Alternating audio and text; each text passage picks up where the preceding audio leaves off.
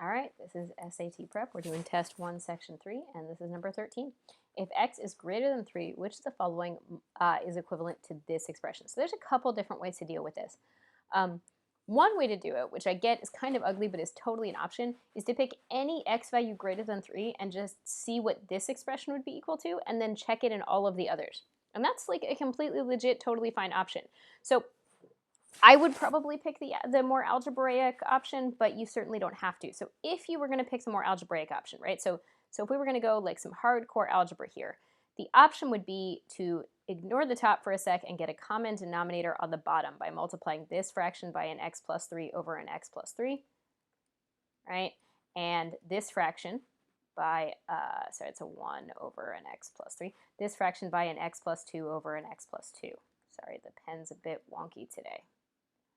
All right, and if I did that, right, I'd get that this is a 1 on top of, this is x plus 3 plus x plus 2, right, all on top of what happens when I FOIL this thing out, right, that common denominator. So I'm going to get that this is a 1 over, this fraction is a 2x plus 5 divided by an x squared plus 5x plus 6, and because it's on the bottom of that 1, I'm going to flip to make it multiplication, so it'll be a 1 times this reciprocal, and I get that the answer is this guy. Okay, and that's fine. If the algebra seems daunting and you're like, there's no way I'm going to do that, just not about that life, that's fine, right? If you really don't want to do it, another way to do it is you could just pick an x that's greater than 3, so like 4, for instance, right? And you could say, okay, well, what is the original's value when x equals 4?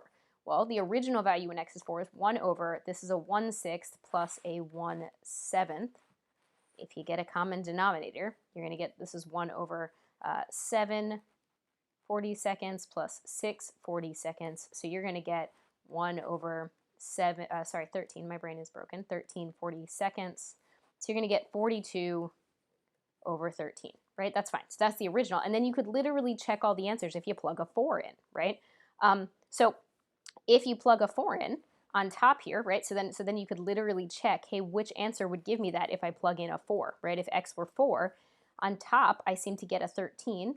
On the bottom I seem to get 16 plus 20, which is 36, plus 6, which is 42. Well, that's 13 over 42, which is not right. But the next one is definitely 42 over 13, which is right. This one's just a 13, and this one's just a 42, right? So they're definitely both wrong. So my point is, I'm not saying I would necessarily go that route, but if you look at this and the algebra is way too daunting with x's, when they give you a guideline that says x has to be bigger than 3, say, cool, man, that's good. I'm just going to make x be bigger than 3. I'm going to pick any x that is easy for me where it's a value bigger than 3.